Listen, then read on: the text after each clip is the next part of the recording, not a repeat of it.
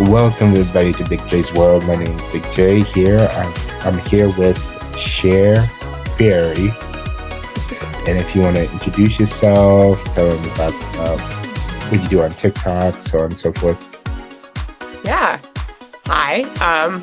My internet persona name is Cher Fieri, like Guy Fieri, but Cher Fieri. And my background's in marketing. I refer to myself as your millennial bestie on TikTok, and I'm all about I do TikTok lives and then local content to Pacific Northwest where I live. And I also, in a previous world, have a podcast. So this is exciting to come back on and be on your podcast. But you love all things nostalgia, and so do I. So it's exciting to have any type of conversation. Oh yeah, the 90's were, selfishly the best, you know, era. Yeah, you got your 80's with the big hair bands and whatnot, Yeah. and the 70's and the 60's with the bell bottoms or whatever. But the 90's just it hits different. Oh, And yeah. it's where everything just mashed together. You got technology from the 80's, you got the internet in the 90's, you got all this technology coming out. It's funny to say that the I was watching the Jobs movie, Steve hmm Jobs. hmm It wasn't around 99 that the iPod came out. Yep. It's crazy that something that we use today and don't pay any mind came at the end of the 90's. Now we have iPod, iPhones, all that stuff. Yeah. But what was the most 90's thing that you, well, how would I rephrase this question? Well, what was one thing that you loved about the 90's?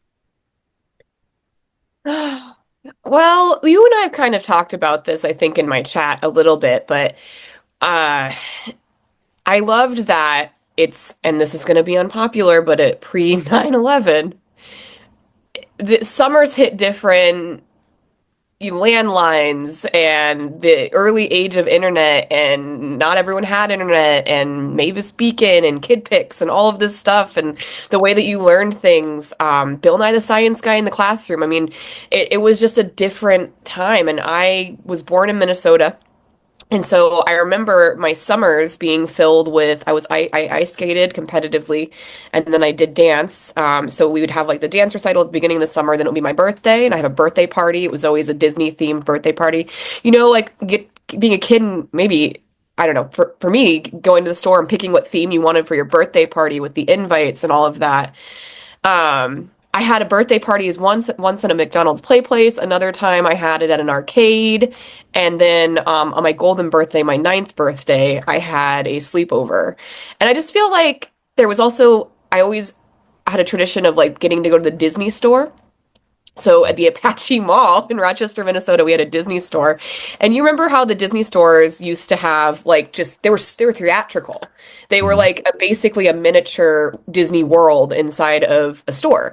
Right. And I always got to pick out like a plushie and a shirt. And I just remember that. I don't know. Not saying it's necessarily like the like quintessential 90's, but I just feel like it was a simpler time in a more innocent time, and then the early 2000s kind of felt different, obviously for different reasons. Of course, I was a Right. teenager at the time, but as a hmm child, those summers in Minnesota in the 90's just hit different.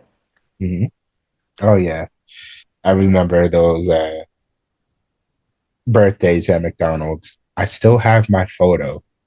Yeah. So I was probably like maybe 6 or 7. It wasn't even my birthday party. I was invited to someone else's birthday party. And some guy came in dressed as a Power Ranger with an oversized helmet. The width was like past his shoulders. And I looked at him like, you're not a Power Ranger. Your head is way too big. I still have that photo to this day. I love It that. was insane. But Yeah. but Stuff was, growing up in the 90s, stuff were easier. Yeah. Now, nobody cared about anything.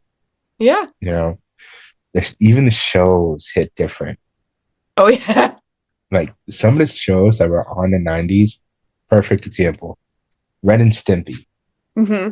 Please explain to me how they got that on the Nickelodeon network. I don't know. The jokes that we thought were funny because it was silly and stupid, and now that we rewatch it as an adult, it's like, how does this ever pass for I children to watch? Oh, I know. It's definitely wild. I remember when SpongeBob came out, I was probably like I was maybe 10 at the time, and Mhm. we didn't have cable until we moved to Colorado, and I remember SpongeBob kind of coming out around that same time. We moved at the end of 1999. So I moved in 5th grade. And I remember watching it and kind of growing up. I watched it all through high school, and then in college, I would be studying and I would have it on. And then it hit different in college because I was like, wait a second. Huh. Like the Right? jokes now are very adult. I didn't realize that they were so adult. I had no idea. And I would say like probably, SpongeBob's kind of a comfort show, but there's something to be said, and psychologically there's something to be said, and I've heard about this and people talk about it, is that we're so nostalgic for the childhood memories that we remember. However, Mm-hmm. when we have an adult lens on it, we're like, wait a second. Like the shows, for instance, I loved Friends growing up. I've been to Mm-hmm. the Friends experience in New York City, but rewatching it as an adult, way different. It's not a great show. It really isn't. No. The way it paints queerness and makes fun of lesbianism, Mm-hmm. Will and Grace, another example. Also, just the way that like the shows had to be politically correct with like one this type of character, one that type of character. Mm-hmm. Um, Same with Power Rangers as well. And so it's just interesting because like as a kid you don't think about that stuff. And then as you become an adult, you're like, wait, Wait a minute. yeah, Hold like on. maybe this wasn't that good of a show. Like I thought Full House was a great show growing up. And then I got older and I was watching it on like Nick at Night, Mm-hmm. and I was like, Uncle Joey disgusts me. Like, I have a visceral and hatred for Dave Coulier that spans Wait, hold on. Wait a so minute. Let me hard. stop you there. I love I love all the sitcoms, Full House, Family Matters, Step by Step, Yeah, uh, whichever one else. What do yeah. you mean about Joey? What was wrong with Joey? Because I He haven't caught on gave yet. me no, he just gave me the creeps. But you know that the actual guy dated Alanis Morissette, and the song "You Oughta Know" is about him. You didn't know that? No. In high school, I took a coding class, and I made a website about how much I don't like him. And I have a comedian friend named Mike Valdez, and he Hmm. opened up for Dave Coulier, and I guess like he took everything in him not to tell him that he's like, I have a friend that I was on her podcast, and she couldn't stop talking about how she can't stand you. I just thought he was creepy. I don't know. I mean, he's not an uncle. He's a Yeah, friend yeah, that lives in the house. with a bunch of puppets and children. I could see how that would come across. It's an unpopular opinion. Some people really love Joey. So anyway, he just I mean, he just beat cancer. So good for him. I still yeah. don't like I him. mean, Joey, a moocher, yeah. He mooches off. Hmm. Yeah, okay, great. Now I gotta rewatch the show in a Not different under the light. Cher lens. I gotta rewatch the show under a different light, like I'm watching it like the first time. But Bourdain. wow. All right. Fair. So Who was your first? Well, did you ever had a first TV or movie crush? You know, there's like Bruce Willis and whatever, or whoever else that was really popular during the 90s. Did you ever have like a TV or movie crush? My first documented crush would be Prince Eric from Little Mermaid. Um, There. but I got the flu and I had Little Mermaid sheets and I threw up on my pillow. So after that, that ended that for me because I couldn't look at him the same way. Right. Um, but I remember being so absolutely enamored with two different characters. Right. Um, first, Kevin McAllister. Okay. I was like, ooh, Macaulay Culkin, he's gonna see me and take me away. Let's go. I thought Macaulay Culkin was so cute. And then I forget what his name was, but in Casper, Oh, the was it boy the that boy who like was yeah, Casper? yeah. Okay. Forget his name.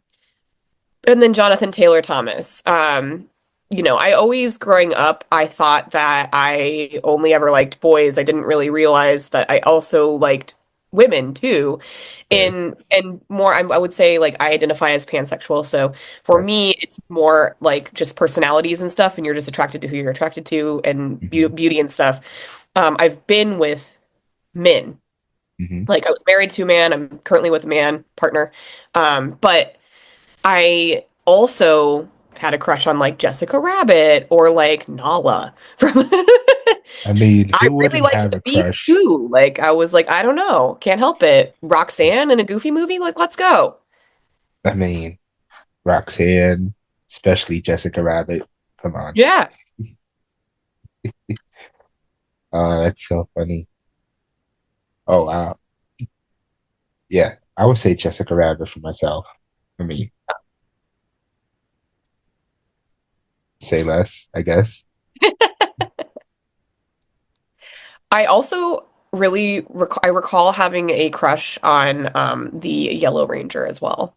And yellow's my favorite color. I just thought she's my favorite because it was my favorite Trini. color. Yeah, rip. I wish Rest in she peace. was still around. I Did you know. watch did you watch the special on Netflix? Yes. I wasn't that mad at it. Yeah. I mean, I'm very cynical on like Power Ranger Yeah. movies. Like Yeah. first one and second one, one of my favorites. When they redid the movie in 2017, and I went to go watch it the first day it came out because I've been waiting for that movie to come out. And I sat there and watched the movie, and the disappointment that came on my face when I watched this movie was like, why? That movie was so bad. I watched it again. It's still bad, but it wasn't as bad as I thought at first. They tried. I mean, Elizabeth Banks did a great job as Rita.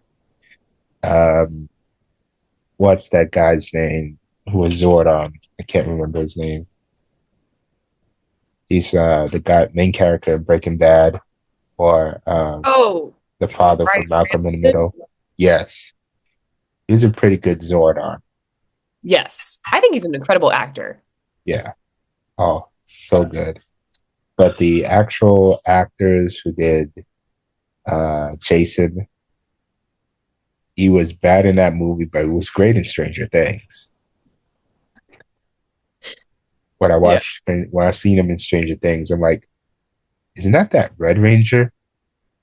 And he was great doing that, but he was just awful.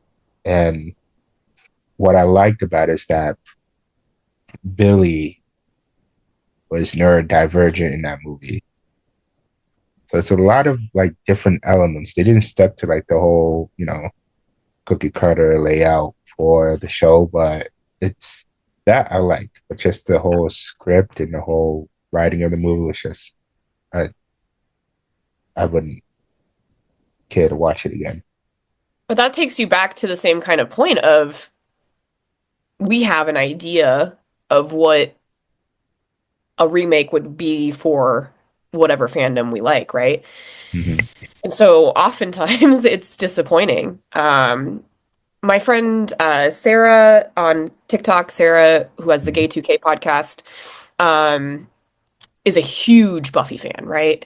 And I've never watched Buffy the Vampire Slayer, but I know enough about it through friends and people I know of the fandom to know that they did something pretty genius. Well, not genius. It's kind of disappointing for fans, but they brought someone in to do a remake and they all pulled out of it. And the reason why was because it wasn't to their vision. Um, and I think we're going to see more of that kind of Hmm. in these fandoms of being like, do we want to take that money and not have it be authentic to our fans, or do we want to fund it ourselves and do it the way we want to do it? Right. And so that's my It's, hope is that, the Buffy fandom gets that back or, whatever. I would highly suggest that you watch at least one Buffy show. Okay, then you have to watch RuPaul's Drag Race. That's fine. I've watched a Do it. couple ish. I've watched half an episode, Yeah. but no, definitely. I'll definitely sit down and watch RuPaul's Drag Race. No question. Yeah. Um, so I see that you're playing Disney. Is that Disney shows in the background? Yep, that is Goof Troop.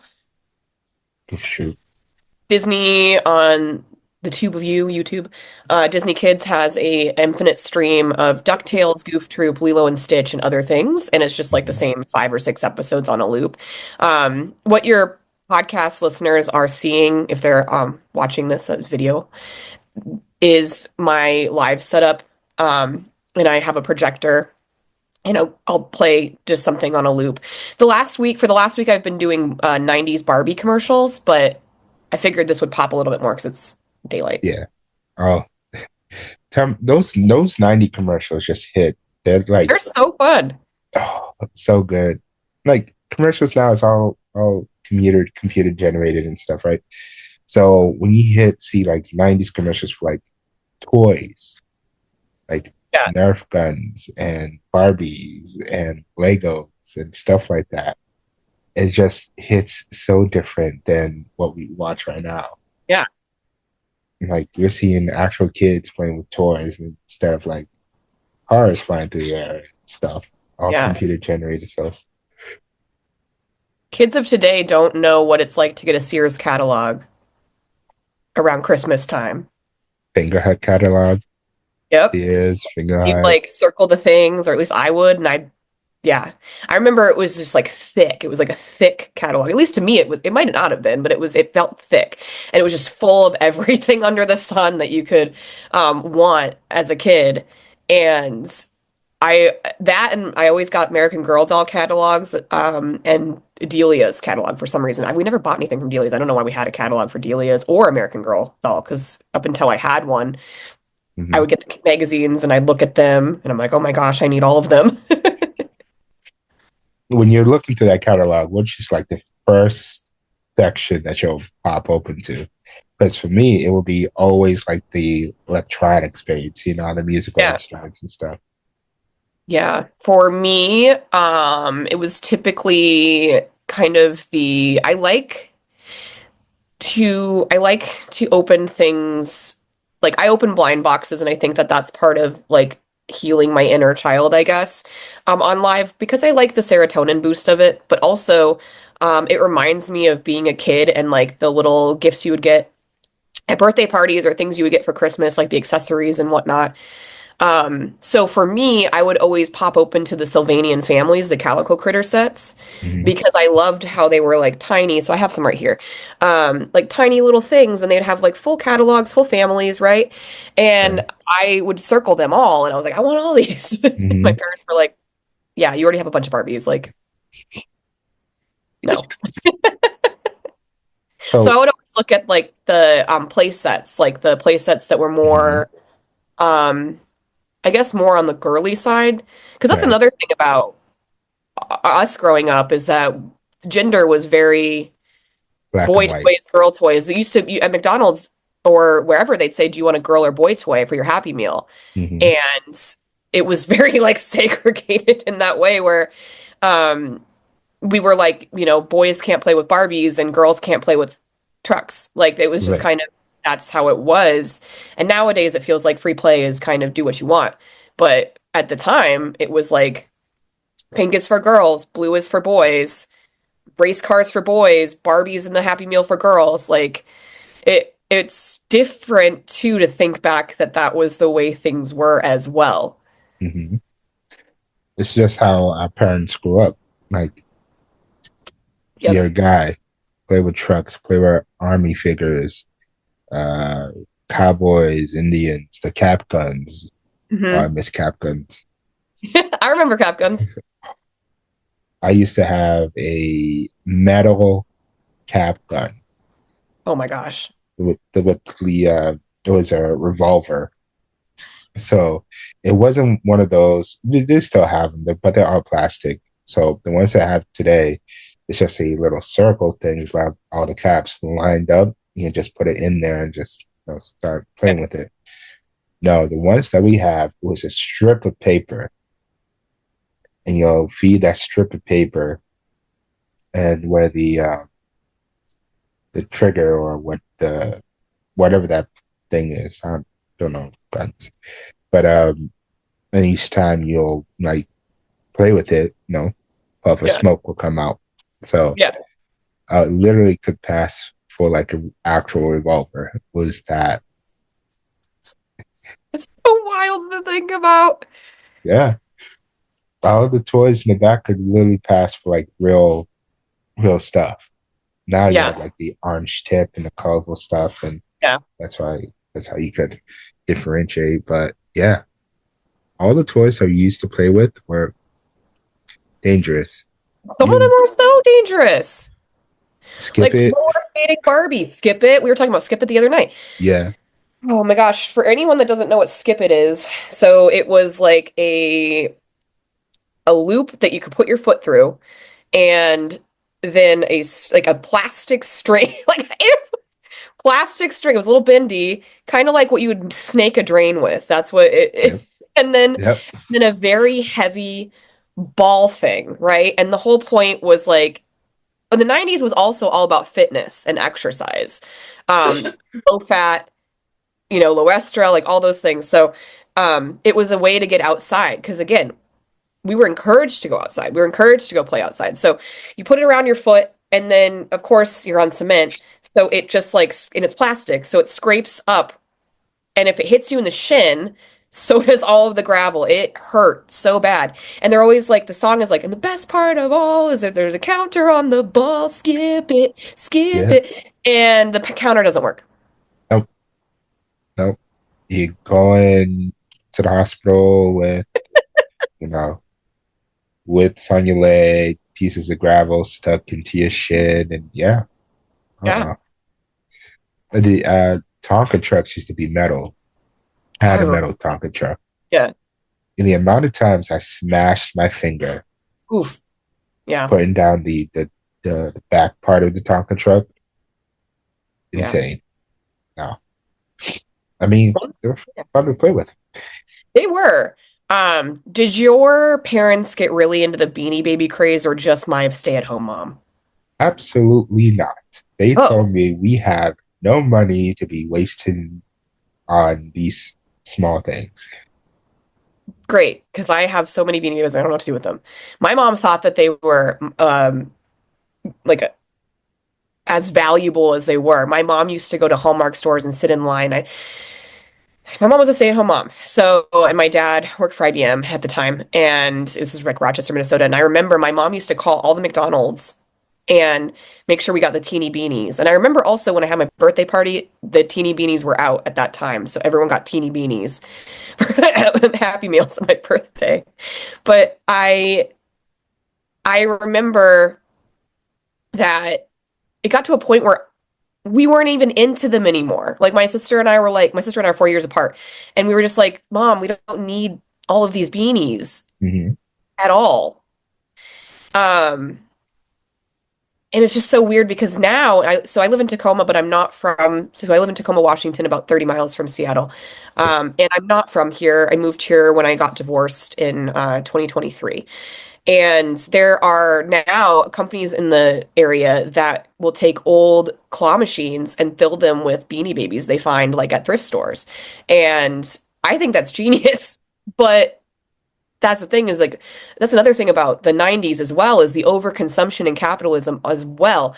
Like Mhm. there's so much. Like the 80s, I feel like things were not as mass produced in the same way and variety. That it's really hard to find those rare toys. Like nowadays, like with the 90s though, it was like turn and burn. Yeah. Best example, Furbies. Oh, I have Furbies.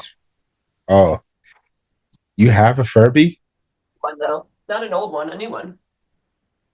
Because I never got a Furby. I wanted one. Ah, adult money. Yeah, Yeah, it's adult money. that thing is still creepy. No, this is Guy Fieri. Guy Fieri.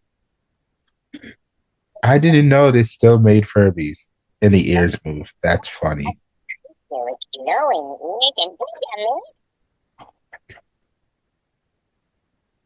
Watch this. Hey, Furby, dance party.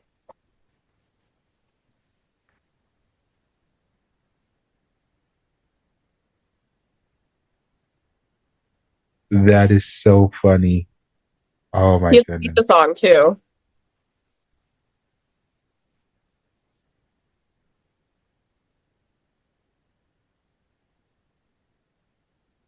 Oh, it's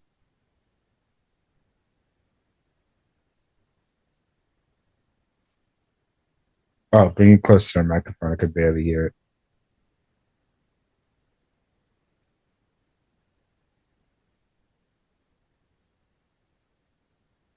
It Yeah. doesn't listen anymore, but I wanted one. Everyone, all my Mhm. friends had Furbies. I wanted one. My mom was like, absolutely not.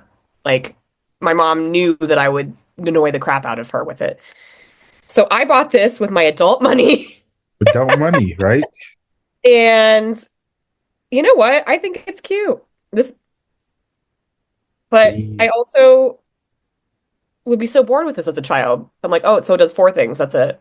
Okay. I don't know. You can't convince me that those Furbies from the 90s were not like spying on you. The whole, Probably. yeah. I didn't know when did you get that? 2024, and I think they came out in 2023. So they made these and Furblets. So the Furblets, like this little Furb, I have one, but Mm. like those are on a C battery. These are battery powered. They speak to each other, but don't ever get one. Don't ever get either one because they don't shut up.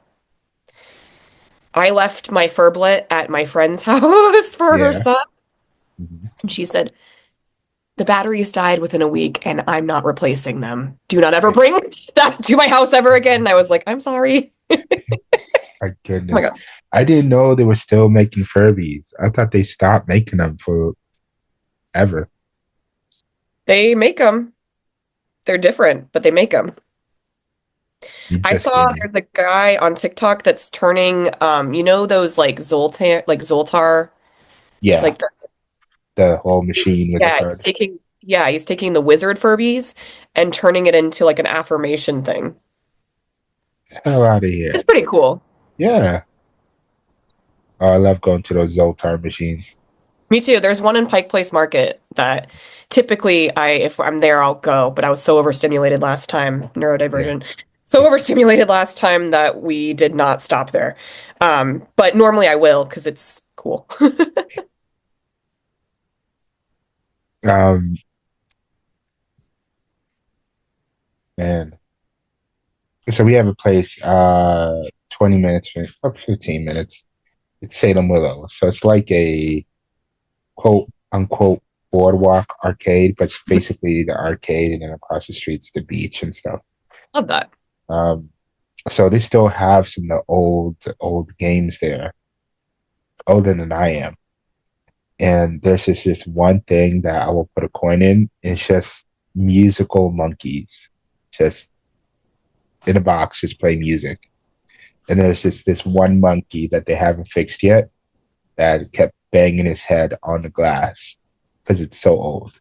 It made like a hole on the glass. no, that would terrify me. I'm like, these monkeys, they're still creepy. They have been creepy since I was a child, and they still play. They still work in order. It's insane. Like those Yeah. things never die. So, is there like a toy that you want to have that you could never that you never received when you were a child? Like one toy. Because for mine, you've seen my shrine of stuff. Yeah. I always wanted a easy bake oven Mhm. and never got one. But my mom is also an almond mom, so uh her favorite spice is parsley. So I feel like that is why, because it would just, and also like nutritionally probably Yeah. not great for you. I really wanted that. The other one I wanted was life-size Barbie. Life size Barbie. Yeah. I mean, you have adult money now. No, I don't want her. I don't want, that's You know, so you creepy, wanted you it. know. My mom knew. She knew because here's a story for you. I really wanted an Yeah. American Girl doll. My mom said, I'm going to make this a teachable moment. You're going to read all of the American Girl doll origin stories and then choose the one you want. I choose Kirsten after reading all of the books. It took me forever.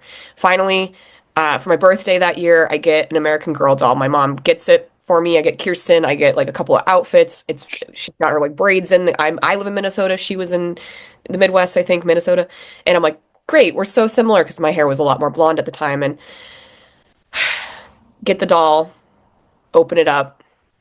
She also buys me the doll stand, Yeah. and I put it on my dresser. Immediately creeped out by it, Really? and I was like, okay, like I wanted this so badly, and I'm creeped out by it. So I feel like every time I was like, yeah, I would love a life-size Barbie. My mom's like, because I can't like animatronics. I love Disney World. I love going on rides, but animatronics really creep me out. Like robotic stuff kind of makes me feel unsettling. I don't know what the phobia is, but and I mean like I can handle it. It just creeps me out a little bit. So like when you're talking about those monkeys, I was like, ugh, and it Yeah. reminded me of like being in the back rooms of Chuck E. Cheese, you With know. all the huge animatronics and Yeah. stuff. Yeah. Yeah. Yeah. Ugh, no. And occasionally I'll be scrolling on my FYP and I'll see there's a guy that refurbishes them and he has a band and Mhm. I click not interested every time It and keeps it showing up. keeps bringing me back and I'm like I don't want to see it. Is it because they're just standing there and just staring at you and They're not so moving? tall. Yes. Yeah. So I used to live in Hawaii, and when Okay. I lived in Hawaii, they had some arcades there owned by, I don't remember the company name, but they had some arcades in the mall. Every mall had an arcade that was basically, arcade games and claw machines and Gapachon and all of that because it's Hawaii. And they, in every single one, especially like in I can't remember the name of the mall, but the most famous one they have, um, there's a Chuck E. Cheese band on like a platform above this like the areas where you're playing above like where you can get prizes and the band is Yeah. constantly performing and it's like to Hawaiian music and it's creepy. So creepy. And it's a full band. I don't know if it's from Show Business Pizza or if it's from Chuck E. Cheese, but it's clear that either they were on the island and they shut down or Mhm. they're old ones, but So it's safe to say that you're never going to watch Five Nights at Freddy's. so you would think that, but my friend Jess, her son turned 15 Mhm. and invited Tom and I to come to watch the movie because for her son's birthday, for Mhm. Killian's birthday. And we're like, yeah, okay. And I'm thinking like, I'm from Colorado and I don't know if you guys know the story on that, but there's a guy that's on death row because he shot up a Chuck E. Cheese. And when they went in, the animatronics were still working. Um, which is so creepy. And so I'm thinking about that, and I know that Five Nights at Freddy is somewhat emulated off of that and Mhm. other creepy things. And so Tom and I went to the movie, and I couldn't. I gave it 2 stars. Tom gave it 1 star. It was 2 hours of my life I'll never get back. Yep. And it was the second one. So I don't even know how the first one was. Oh, And I when didn't.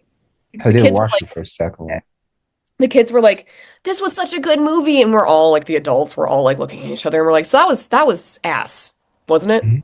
We all agreed. Ass. Oh, don't waste your time watching the first one because the first one is equally as horrible. Yeah. Yeah. I watched it on Peacock, and I'm just sitting there watching the movie. I'm like, I don't get it. And this thing, the video game, it's so popular. These kids. Yeah. I'm I like, don't. yeah, please help me understand. I'm not much of a horror fan, so I don't really understand it myself. Like I have a hard time with movies, like if it's like too creepy or if there's an uncomfortable situation. I don't know. So for me, like horror stuff's not my jam, but I have friends that just love it. And they love going to horror cons and they love doing all sorts of stuff like that. And I do not understand it. And you know what? I'm not going to yuck someone's yum, Mhm. but kids being very obsessed with Five Nights at Freddy's, I think there's probably because they didn't grow up going to Chuck E. Cheese where there was the band Right. and everything was animatronic and life size and the Mhm. window displays at like Macy's and stuff like that. I and like Build-A-Bear, the original Build-A-Bears used to have the Build-A-Bear that would like do the needle and thread. So like you grew up kind of in this like play place. You go to a mall and it was like a second home in a sense. Like the way that the displays were and everything. And then it's interesting that now malls are coming back. Yeah. Like people are starting to go back towards malls, either reclaiming those spaces for liminal space, or they are no longer wanting to purchase online, so they're looking for a physical store. So it's been interesting too with that. But yeah, I don't understand Five Nights at Freddy's. Not for me. Um, I mean, I like horror movies to an extent. I will not do anything that's spiritual, like Mm, Conjuring. I watched The mhm. Nun. I watched both movies. They were equally horrible. Um, the paranormal activity stuff. No, that's not for me. I could watch Halloween all day, every day. Yeah, Uh, Friday 13th, watched it too. Anything that I know that's not going to really happen in real life, I could do. yeah. Like, you're gonna have this guy follow you for miles and just walking like nonchalantly trying to get at you. I don't know. No, but yeah. Um, so while I was at PAX East, Hmm. I bought myself a couple of video games, all Sega Genesis. Ooh, Sega. Yeah. Sega.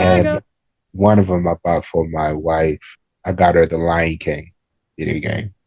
Oh my God, I remember playing that one. Yeah. And I was looking for the Aladdin one as well, but I couldn't find it. But I got Yeah. her the Lion King one, and I can't wait to play it. It's I such like just a physical because all the games now is digital now. You Mhm. know, if you get a physical game, it's on disc. But just the feel of just using a cartridge. If it doesn't work, blow in the cartridge, then put Yes, it back. People say it doesn't work. Screw you. It does work does all the work. time, 100% of the time. But it's just, I don't know, just a feel of it. Yeah. I we didn't have Sega, but I would go to friends' houses and they would have Sega, so you'd play the games at their house, right? And I remember playing Sonic and the early Disney games and stuff. We were a Nintendo house, and actually I'm like where the headquarters in the United States are. I'm actually near that. Huh? Um, but we I remember my dad for Christmas one year got us, we had a regular Nintendo that our neighbors had given us because they ended up Mhm. upgrading to a Super Nintendo. So we had that forever, ever. And then my dad got us N64. And I remember that feeling like the future. I was like, Mhm. whoa, The graphics, so wild. Wow. Right. And then for Valentine's Day, I remember that Mario Party had just come out, and my dad got us a copy of Mario Party.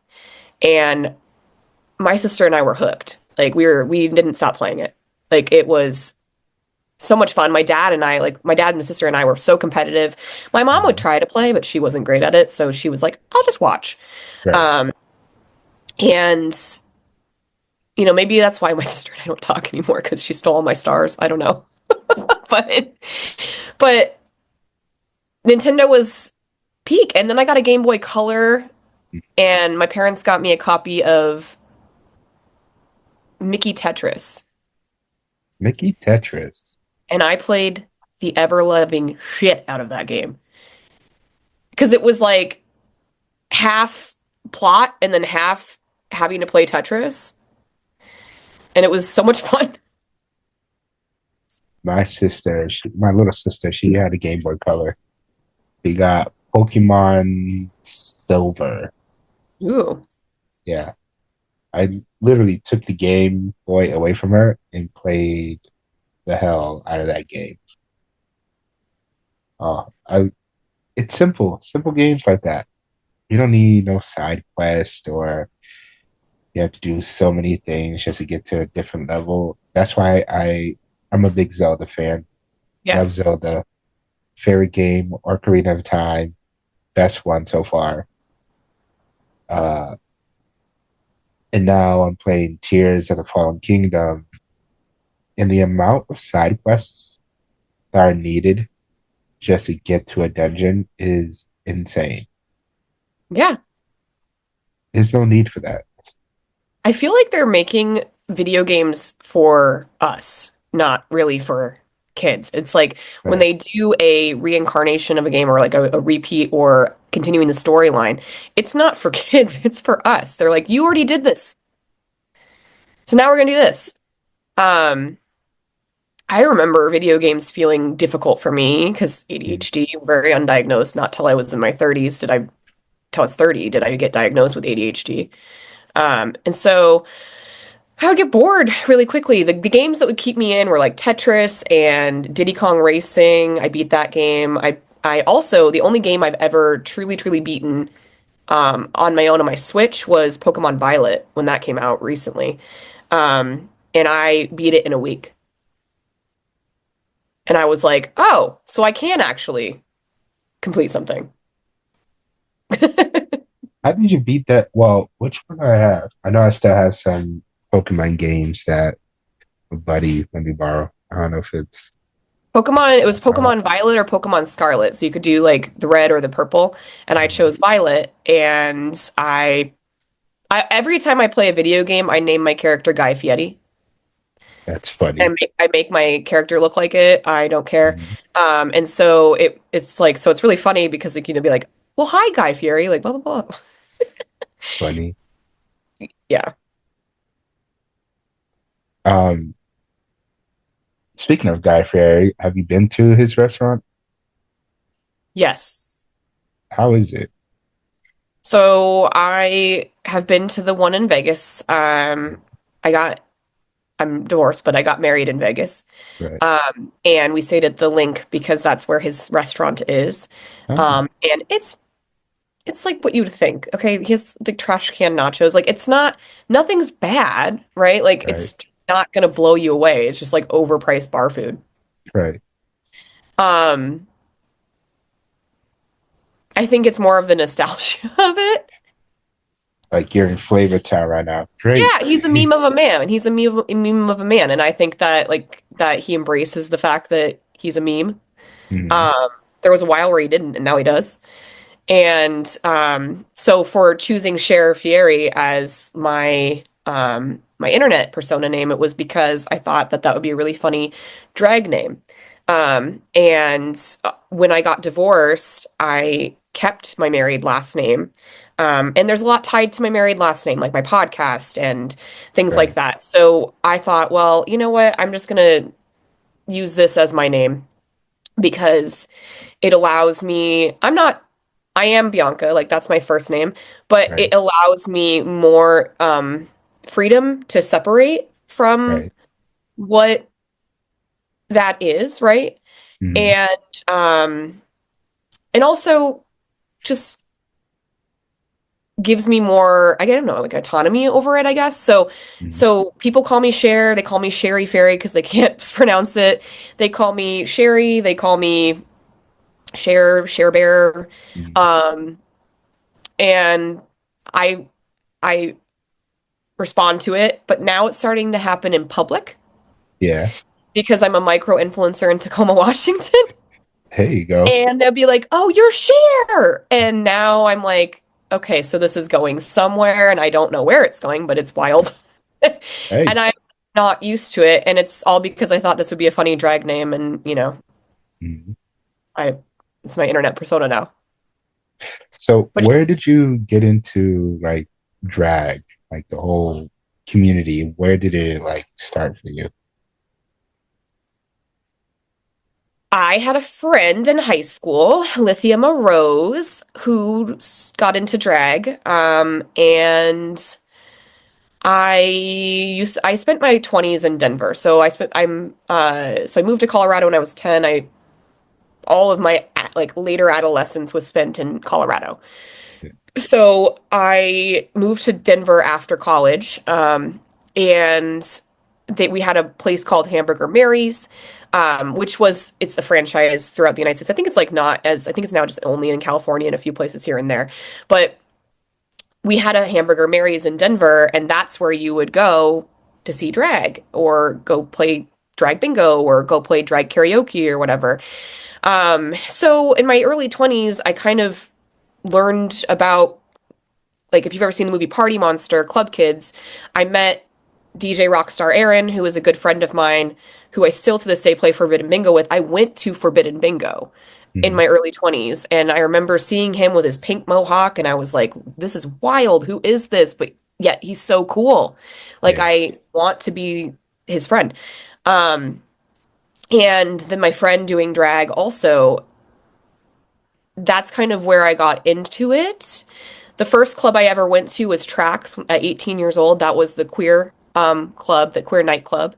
Mhm. Um, a lot of my, or like, I don't know, I think it just like, I think I was in the closet not knowing that that was a community I needed. It's a form of expression. Obviously, the background of drag is not, it's very it's very historical. It's been happening since the dawn of time of people using and utilizing their gender expression. It is art. It is an art form.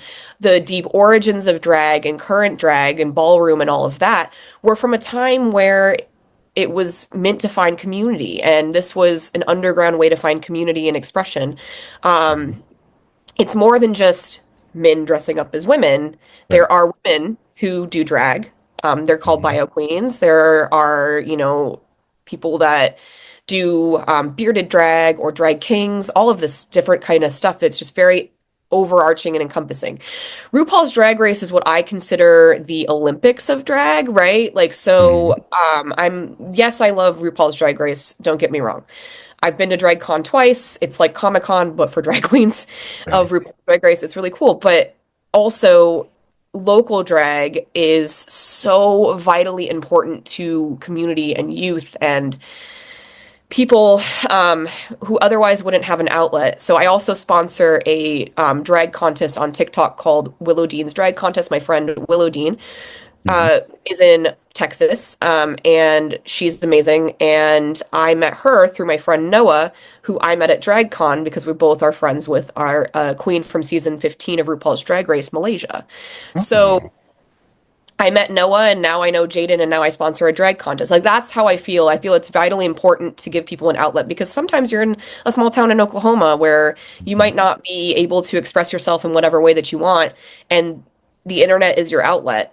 So I think it has just stemmed from never really fitting in, Mhm. and always seeking community.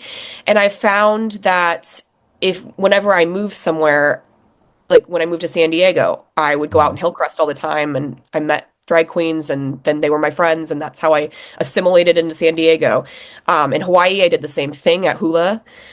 Actually, yeah, it's called Hula's, which is their queer space. And then when I moved here, I went to drag bingo and met Delilah Delight, and that was it. And so I have always found that that's a really good way for me to like assimilate in, to find my Right. community. Um, yeah. So it's always been a source of comfort for me in a safe space. Mhm. Um, yeah. And you were talking about earlier about a drag market. So how often does drag market run? And what if I wanted to say my cousin, his wife is from Oregon or Washington, one or two states, I can't remember. But if I ever ventured out with him over to that side of the country, well, what would I expect at a drag market? Yeah. So Tacoma, Washington.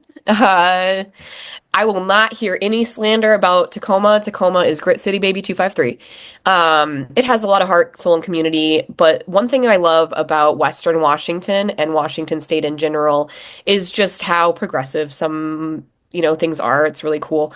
But the drag market comes from the Sunday night market. So this gal, Leah, she started out glass blowing and doing night markets at the Chihuly Glass Museum. And then it kind of grew legs and kind of went all over. And then she acquired a warehouse space and made it basically an art installation. It's really cool. Mhm. It and she had this idea on Sundays, every other Sunday, let's do a drag market. There's a bar inside there, there's vendors, food vendors, and then it's all handmade local art or Washington local like things, right? So there's artists. So I got this shirt there from Retro Rainbow Collective, Nikki. She's awesome. I've got her art on my walls. Um, and then there's a drag show from 12 to 5 on the hour every hour, so three times. So 1 p.m., 2 p.m., and 3 p.m. And there'll be like five different queens, right? And it's free. It's free and it's all ages. It's free to attend. It's free to be there. Mhm. It's open, and then there's a haunted farmers market right next to it. Same type of thing. Haunted farmers market is all vendors and like items and whatever, and with the spooky vibe because it's the Pacific Northwest and Right. whatever. I don't really know.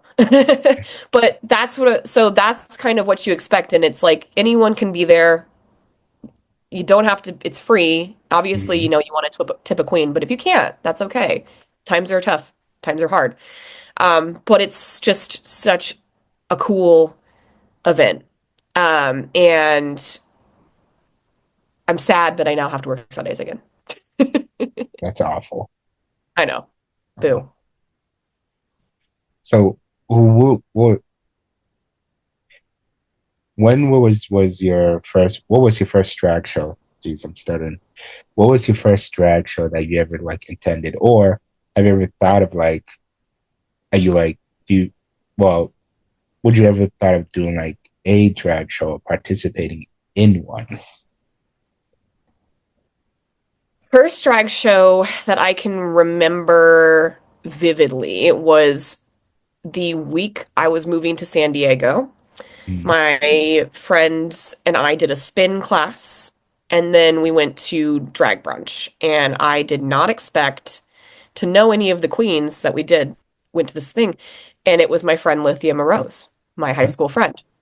And she was there, and it kind of felt full circle to me because I was like, I'm moving out of Denver, I'm moving to San Diego, like Mhm, I'm moving on in my life, and wow. mhm, And I remember it very, very vividly, and remember that that was kind of the pinnacle for me where I was like, I really enjoy this. I'm going to continue to do this. And then I kind mhm. of segued it into San Diego and so on and so forth. Yes, I would love to do drag. I technically have a drag mom from season 15. I have the drag name, I have the drag friends, they always say like if you want to be and perform, let us know. The thing is that I would I have Mhm, ideas, mhm. but I also don't even know where to begin to get started on it. So I think I'm in my own way. The Mhm. goal is to eventually do it. That's why I chose Cher Fieri because Cher, wagon wheel with 2C, and then Guy Fieri because it could be gender bent, um, glam and femme or masculine. It just kind of depended. Right. Um, and so I have the blueprint, I have the ideas, I know the songs I would use, I know how I would dress. I do sometimes dress up as Guy Fieri and go live. I like to have fun, so it's not like I haven't done it before. I Right. just want, if I was to do it, I want a really polished version Mhm. because I feel like that would be expected of me. Well, whenever you do it, and then they go live on TikTok or wherever, just let me know. I would love to watch it. You got a deal. And you have to watch Buffy. If not Buffy, Angel. I love Angel. I like Angel better than Buffy. And I will watch a whole season of Drag Race. Okay. I would say seasons 13 through 15 are my favorite.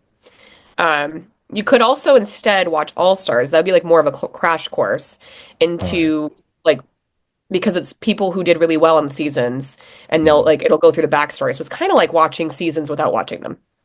Oh, okay. All right. Well, I got Paramount Plus, so I'll definitely Yeah. watch it on there. So let's do a quick rapid fire. Hmm. So which would you prefer to do? Hmm. Um, Beeper or flip phone? Flip phone. All right. Blockbuster or recording on a VHS? Oh, I loved going to Blockbuster. Yeah. Buster. All right. Uh, Boy bands or girl groups? Ooh, boy bands. I was so in love with NSYNC. All right. Here's a controversial one. Tamagotchis or Furbies? Tamagotchi. All the way.